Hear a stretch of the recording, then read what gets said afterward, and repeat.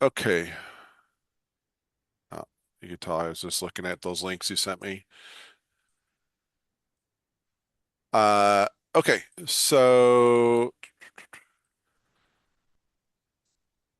I have been working on fixing a couple bugs that Tracy found um, around the counts. So like this critical count was not matching up with the synced endpoints. So I fixed that and I created another problem. You know how it is. So it's one of those like, oh great, now I broke it. I fixed it, but I broke it type of scenario. Um, One of the other things that I've done is I've hooked in Flux to auto deploy our stuff. And one of the things that I did on the Flux side, I'm kind of annoyed by Flux, to tell you the Really? truth, because it has such a delay. It's like um, unless I want to have it go and scan every 1 minute, there's a 5 minute delay for it to go check to see You if can get repos you can updated. change it, eh? You can Yeah, change it. you could change it, but I don't want it to have the Kubernetes cluster going off and querying every 2 minutes or anything like that. So I have it set at 5 minutes right now. Yeah, Um, one I of the use Flux a things, lot. yeah, one of the things I did do on my Flux was I did do this version check, so it's greater than equal our version, so I don't have to go and update the this file with a new version tag. So I just kind of gave it open-ended, which I thought was pretty cool. It basically says deploy the latest thing, version 12 or greater, which helps me editing one more file on that front. Um, but right now it is, like I said, it's set to like a 5 minute window, which is okay. It's one of those. What one of the problem is because we use the GitHub pages for our Helm charts. Mm, The GitHub pages have a 5 minute caching issue. So yeah, they do. even though the pages build right after the chart's generated, there's a 5 minute caching window. So you have to actually sleep and wait 5 minutes. So I have a 10 minute deployment window, which I wish was faster. Oh, Um, that's bad. it's 10 just the, minutes. the the annoying part of using the GitHub pages and the Flux polling the repos every 5 minutes. So that's my worst case scenario is a 5 minute window. My best case scenario would be like a 6 minute window um, Mm, at that yeah, I hear level. your pain because I use Flux extensively on my local cluster. Yeah, and And so I know your pain. it works great. It's hands off, but it's just when you're doing development and you want to check something, it's just that time delay that gets a little annoying on that front. It's livable, but it is one of those things that uh, comes about. Don't Yeah. save that. Other things I've done. Let me make this a little bit bigger for you. There we go. So our directory structure. So this is the backend code, obviously. Um, we have RESTful APIs that deal with talking to the front end and other parts like talking to GitHub, our GitOps processing. The GitOps has to do with the authentication and stuff. Uh, so there's a bunch of just regular REST APIs, so it's really easy to use curl. The front end uses all the GraphQL stuff. Um, so the front end is all GraphQL driven at that level. So GraphQL and the Next.js and React work real well together. The nice complement. Now, one of the things I did add is events. So being able to send Kafka messages uh, through from our let's see here if I have a so basically when we go out and have listened for a deployment. Right now we have it's in Google it's called a cloud function. In AWS it's a Lambda. So there's a Lambda that runs that looks at the audit logs for the Kubernetes audit logs on every half hour to see if a deployment was done. If a deployment was done, then that Lambda currently talks directly to the REST APIs I was showing you. I'm going to change it up a little bit to have an optional Kafka, so it can send the message through Kafka over to our backend. So implementing a Kafka type handler, and this is kind of coming about from, well, two things. The Space Force uses all Kafka, so I got to hook into their message bus for Kafka for getting information passed around. And then also that demo that I did with Temporal, um, I realized that there's probably a better way than using Temporal. I was pointed to that open source project to give it a try, and it ends up being a lot of overhead for what we need to do, and I think just the Kafka message bus is going to work a lot better at that level. So I, that's the two reasons why this came about. Basically, um, we end up with a release object, uh, and the release object then points to an SBOM object, and this is going to reuse a lot of that blockchain IPFS SID stuff that we used a while ago. That's going to be reused on the back end. Because one of the problems with Kafka is it can't it the like the default message size is like a meg or 3 meg or something like that.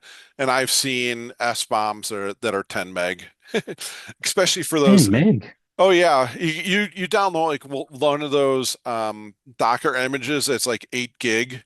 That's like a Jeez. full Linux operating system instead of one of the Oh distroless. yeah. You Yeah, get yeah. every single package in the world. It's like, That's crazy. and also you 8 could gig. do, I don't know if you've run into this, Sasha, but you could do an S-bomb against the AMI in AWS. So Trivy, given the right permissions, can scan an AMI, Oh, and that's clever. yeah, it'll like basically export the AMI as a like a tar file, and then chug through the AMI layers and look at what's installed in it. And those AMIs are just huge. It's like, oh, I want Oracle as the AMI. So they're, Uh, 50 gig of software it's a that, virtual machine, man. That's yeah, it's basically a giant solid virtual machine. giant virtual machine. Yeah. So, and people are still using those.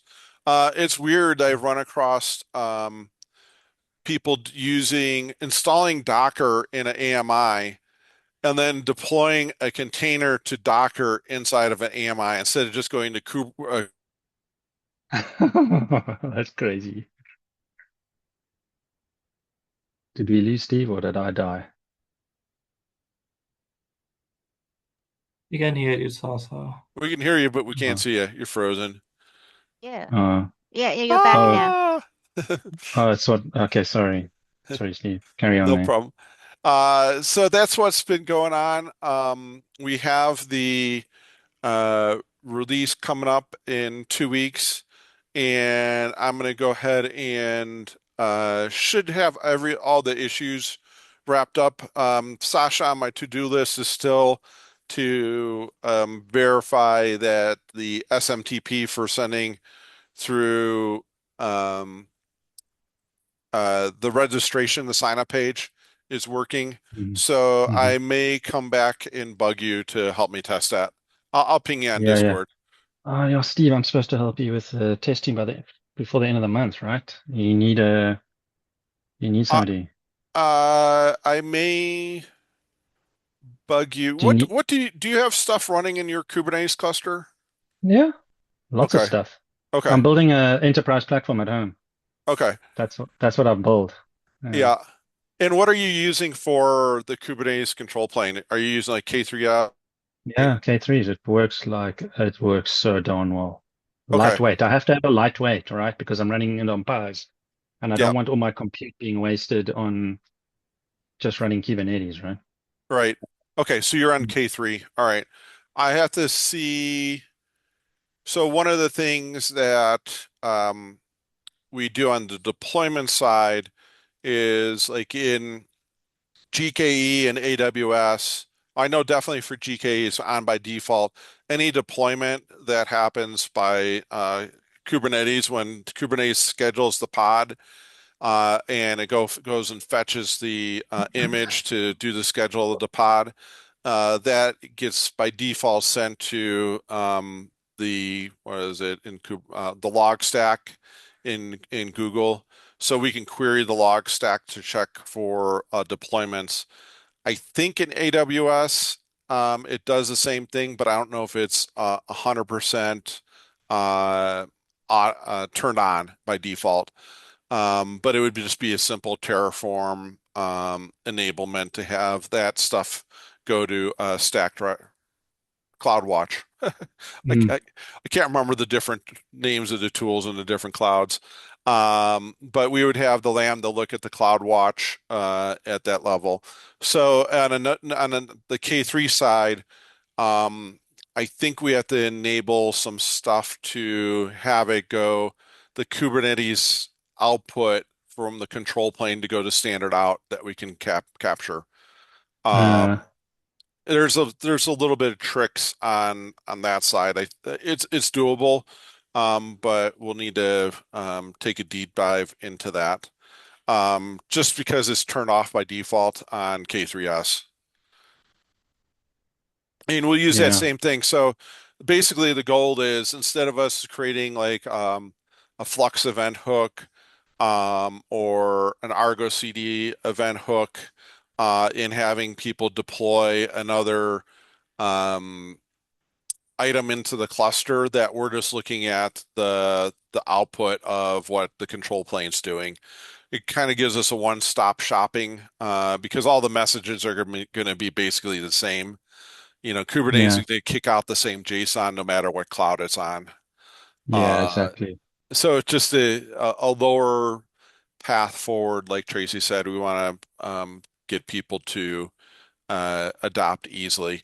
Now, one of the annoying things I found that with like Flux is there's no way to tell really if a deployment succeeded or not without running Flux commands. Uh, Yeah, now that is the problem, but I've got a solution for you, and I'm going to give it to you now. There's a all right, UI that cool, I know. I know a guy in Hungary who's solving this problem, cool. and I run it in my cluster, and Steve, it'll revolutionize your Flux spreadsheet because that's exactly what I found. There's very little visibility without running some flipping crazy Flux command, right?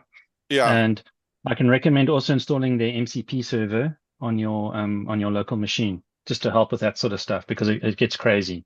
yeah, Like you got all kinds of like JSON like like commands wrapped in like crazy brackets all over the place just to try and get the information. It was just stupid, right? But yeah, yeah, I'm gonna post it in there now for you because I cool. run it.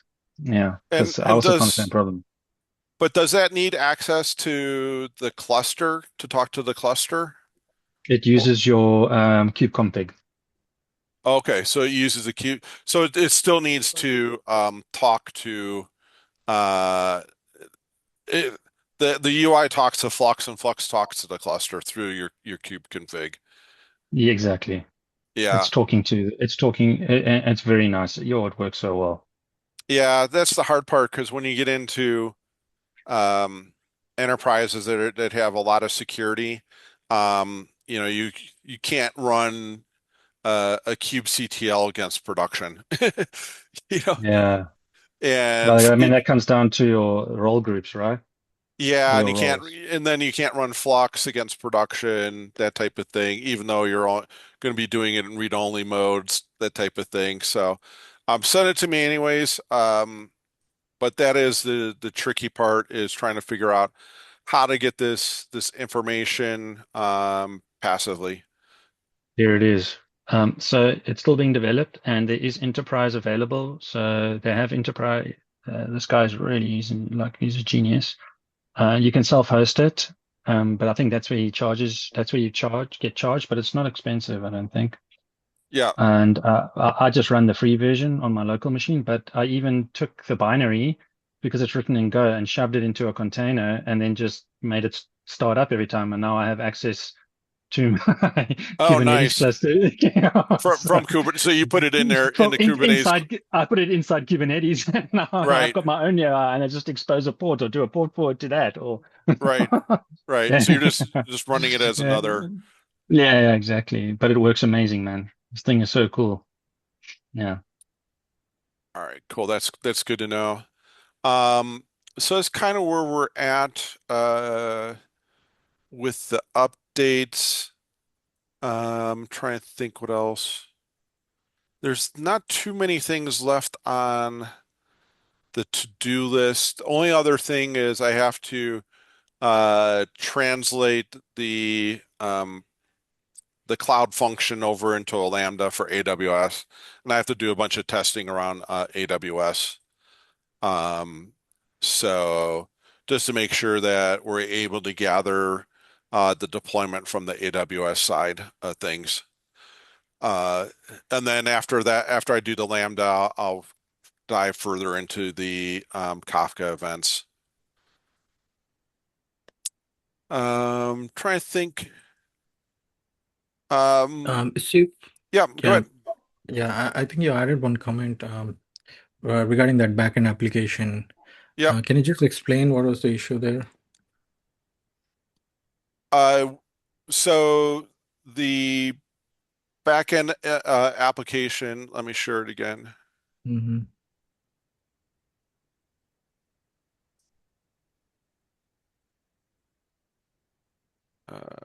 Get over to it. Okay. So the one of the issues is there's a REST APIs for doing releases and SBOMs. Um, and one of the things that happens is it's waiting for a somebody to post a SBOM to our backend. The other way that I'm working on adding is for them to send us a Kafka message saying, here's Mm-hmm. the SBOM as well. So they have multiple routes to get the data to us. Uh, and let me open up the other repo. Here's the other one. This is the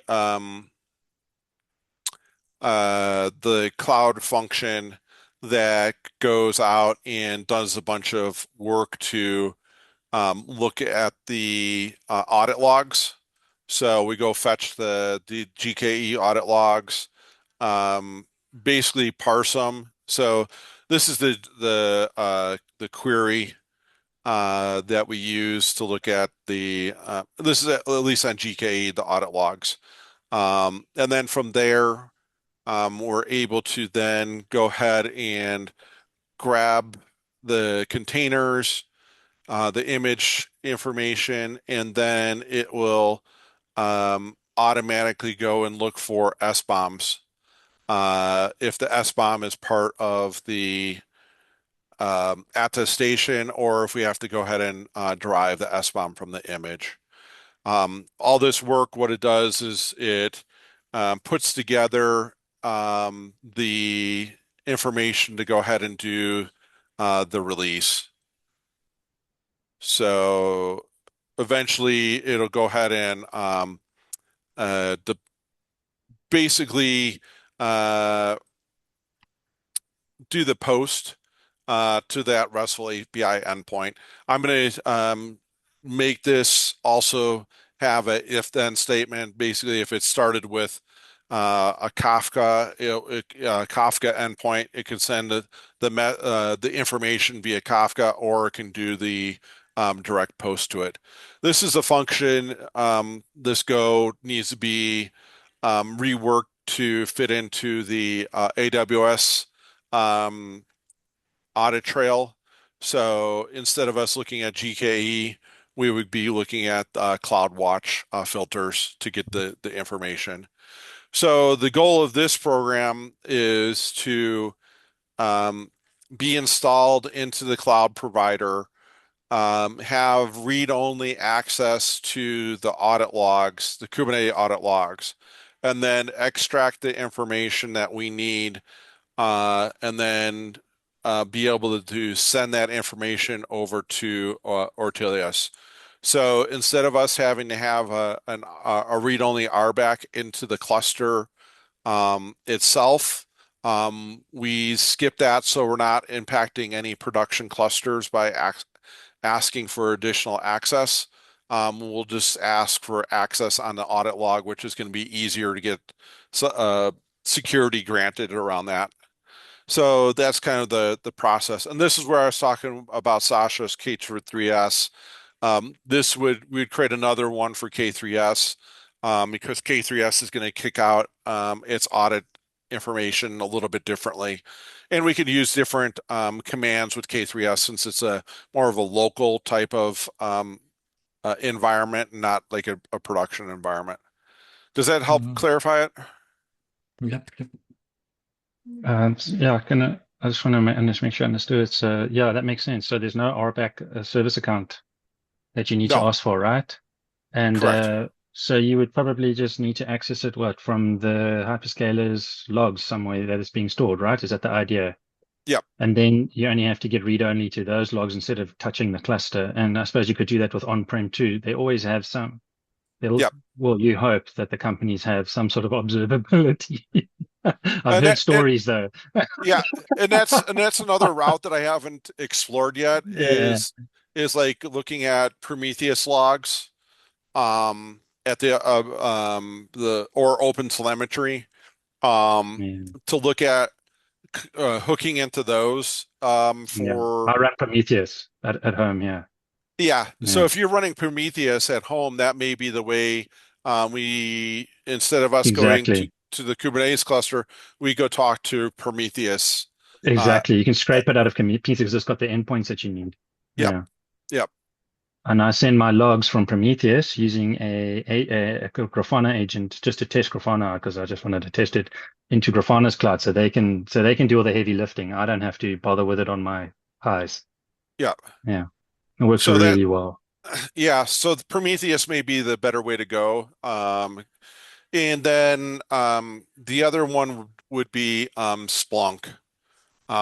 Oh yeah. Everybody likes to at the enterprise level, everything gets shoved into Splunk Yeah.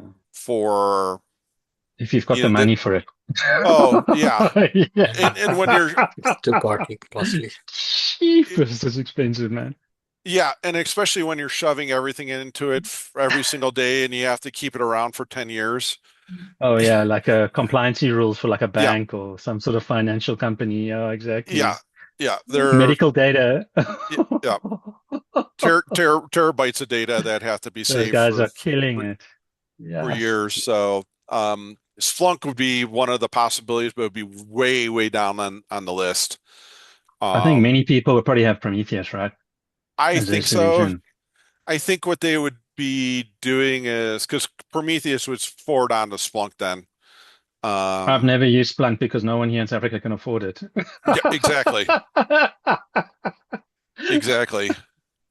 Not even some enterprises I've worked at want to pay Yeah, for it. and it's kind of redundant, especially if you're in the cloud. You can get away with CloudWatch and um, uh, Stack Driver and stuff like that Yeah, on the cloud side, and those you can exactly. set up offloading to S3 buckets and per system long term, relatively cheap. I would check out NetData too. You can get away with it. I pay for the home version and it's really cheap. and they Yeah, don't bill me any more for storage. They don't pay me for, you don't pay for storage. You only pay one fee. That's it. yeah. So that's kind of does that help clarify, Ukarsh and Sasha, what's kind of happening and how Yeah, yeah, it we're makes sense. we're trying Yeah. to get the data? Yeah, yeah, it makes sense. It takes a lot of Yeah. headaches away, right? And also for the enterprise that's going to use it, right? Yep. And it would be nice, like I said, it'd be great if like Flux gave you some indication back on the Git repo what it did, but it both Argo and Flux just don't talk back to the Git repo. Even if they just updated a branch with a JSON record or just even Yeah, a yeah. CSV with what it deployed and when, a simple log file. Yeah, so exactly. So what I've been doing as well, I deploy and then I have to check Flux to see what's happening. Yeah, And then you've got to write some convoluted command. So that's why I gave you that UI because that has Flux logic built into that UI that you can go and actually check at a very granular level what's going on. yeah, yeah, Most of the time I screw it up because my YAML's got a space or a white space or something. yeah. And that's even more annoying when I was learning Flux was it does it just doesn't work and it doesn't give you any details like why it didn't work. It's like Yeah, that's the problem. sorry, it I think didn't that's why work. people love Argo, right? Because it's got that amazing UI and you can at least see the console of what's going on in the container and all those kind of things, right? And all that stuff. Yeah. Yeah.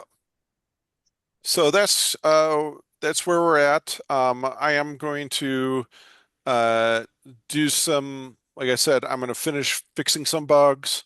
I'm going to add on the AWS Lambda for talking to Kubernetes, EKS audit logs, and then I think we should be pretty good to go for our March release. Um, and I think that's the main stuff that I have on our list. And then, then we'll turn off the old version and have the new version going. Um, yeah, Irvin, what do you got? Once you're done, Steve, there is someone named Patricia David who is like mass emailing every week in our like Ortelius Google group about like vacuum cleaning stuff. Vacuum cleaning Oh, stuff. chimney cleaning. I think that was Yeah. US. Someone called Patrick. I think one of the lady, she probably used him for chimney cleaning. But But yeah, unfortunately, this is a global thing. I don't think we can take advantage of that gentleman. Right, and right. also like is the same email they are spending every week and it's Not in every the day, Ortelius but group. I think from Yeah, time to time I can see this email coming. Mhm. yeah, Yeah, if there's somebody spamming the Google group, let me know and we can kick them out. yes. Yeah, please take a look. Thank you, Steve. Yeah, just if you could just send me on Discord the details. Yeah, I will share you the screenshot and the email of that person. I will just share you after the call. All right. Yeah, I just started Discord back up. I had to go through an update, so. All right. Anything else we got? Uh, just one thing. Do you think we could have an employment channel in the Discord, or is that like not a good No. idea? No, Just so I can, because I'm job hunting hard now, and I can share some stuff with people who are also maybe needing some help. yeah, I gotta go through and clean up a lot of the channels. Let me do that. There's a lot of stuff that we can get rid of, like ambassadors, announcements, the podcast one, the Emporous one. So let me put that on my to-do list to go kill some of the channels. Cool. Thanks, Steve. And then I'll create a new one for job seekers. Yeah, something like that. Yeah. Oh, did everybody hear that? Tracy told me this the other day. Discord is changing um, their server, so everybody comes in as a somebody under 18, and Yeah. then you have to prove that you're old enough to use unrestricted content. Oh, gee, Yeah, because I didn't that's know annoying. that. It just was announced. I don't know when it's going to take place. But just a heads up on that. I have no idea what the verification process is. Like, it'd be weird if you have to submit your some sort of state ID to Discord. Mhm. That'd be a little Ki- troubling.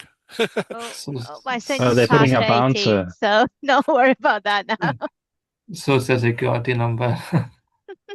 Yeah, Oh, Jing, you don't look. Don't worry, Jing. You still look very young, like 18. Don't worry. Well, they can't see me, right? yeah. Maybe they'll do an AI and guess your age from your photo. Feels like we're going. So basically putting a bouncer at the door, right? You're Yeah, underage, kind of thing. yeah. Everybody's underage, and you have to. So You have to before, prove that you're not. Show your you, ID. yeah, you have to prove that you're not underage. It's an interesting model because normally it's the other way around. Yeah, Everybody's allowed, and then you get kicked down to be underage by like yeah, your parents or something. yeah. Um, but this is the reverse where they're assuming everybody's underage, and then you have to prove that you're not. Okay. I think it's a more of a headache for the adults. Yeah. Um, Yeah, but yeah. at the same token, it does provide a higher level of security, forcing everybody to have least privileges. Oh, yeah. Yeah, fair enough. I think probably more kids is using Discord because the game. There are Oh lots yeah, of Yeah, gaming. yeah, I know my son yeah, joined the Discord because of gaming. yep. yeah. No, So, Discord's amazing. and who knows what the restrictions are for what we do. We hardly ever share anything other than a chat and Mm, maybe a couple links, but we'll have to see what their least privileges really mean. yeah, exactly. It'll be interesting to see what their definition of least privilege is, right? Yep. Yeah, well, age is just a number. La And you get to oh, make up and we whatever that number you want. yeah, I always do. I Yes. just say I always forget my age. I like it. I I always put my brothers in for my Is he that younger? so he gets all the mess. Yeah. Nice work. Nice. I must try. So Oh, or do your birthday off by one day type of thing. yeah, perfect. Yeah. Anyways. All right. Anybody else have anything on their list? No. No. All right. Arvin, drop me on Discord that Yeah. those emails, and I will reach out to you, Sasha, once I um, probably next week, and we can circle around and talk about how we can get the deployment logs out of your cluster. Oh, cool. Yeah, that'd be great. And I think And Prometheus is going to be the way. yeah, and I remember from the one call Tracy said I need to help you with the I don't know, testing the new app, the new Ortelius or something, Yep. the user We'll experience. yep. We'll Okay. that's what I like to do would be to deploy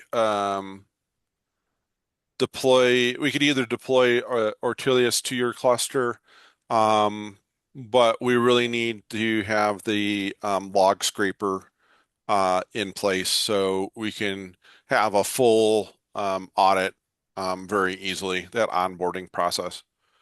Yeah, I can send you the endpoints in my local cluster to make it easier for us just to set up so you can get an idea of what that is on Prometheus Yep. if you don't know already. Yeah, we'll just need to figure out the Prometheus if the data is making it into Prometheus that we need and how to pull it out. I'm sure there's going to be some REST API query that we need to run. Yeah, it is. Yeah, exactly. I'm just wondering, after you guys done all this, we're gonna be aim to launch in March. So Steve, if the onboarding process in the SaaS version is going to be much simpler, do you think is it worth to create a simple video, share it so demonstrate to people how simple it is? Well, that gonna attract more people, coming to use it? It sounds like we have a Good volunteer. idea. Yeah. Yes, that is the goal. And Tracy has been playing around with Notebook LLM to generate explainer videos. Okay. So that may be one of the routes that we can go demo wise is to do that, as well as that type of explainer plus a regular like hands-on demo as well. Okay, sounds good. So uh, if you haven't, it takes some work for the Notebook LLM because you basically have to write a pretty technical script or like a white paper, Mm-hmm. and Notebook LLM will take that and generate all the images for the video plus it will have a person, AI person talking, explaining it. She Okay. posted one on the Ortelius site. So if you go to Yeah. Ortelius.io at the bottom of the homepage, you'll see one of the notebook Sure. explainers. It's pretty cool. Mm. Let me see if I can find it real quick. I think it's out on YouTube as well. I just if it's just trying to like an enticer, then probably not too long though, trying to get people in because once you go to technical, then yeah. Yeah, yeah. So I think it'll be you're right on the money on that. That we would have two. So this one is 6 minutes, 33 seconds. And then definitely keeping it around the 5 minute mark Mm, um, on that level. And then we could always do deeper dives. So after, kind of a sequential, if you first do the introduction, then we can do on specifically how you set up your uh, deployment collection, how you set up your pipeline onboard a repo, that type of thing. So I think we would probably end up having probably 4 or 5 different videos, like you said, Jing, to sure. it working from the high level down to the low level. Yep. Sounds good. Awesome. Yeah, I And since posted it's an since AI that there's does it. If yep, you want to check it out, it's called guide.com. and since there's Yeah. six of us on the call, we each get one.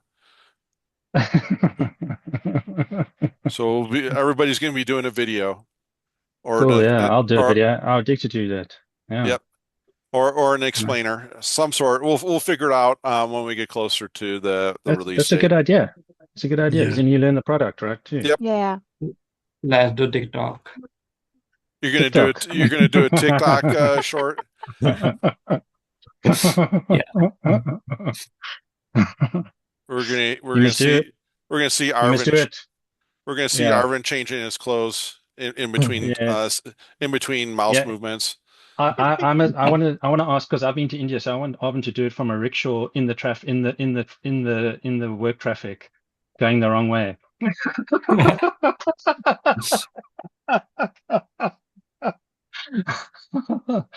Oh, how to run Ortelius and solve the chaos. Yep.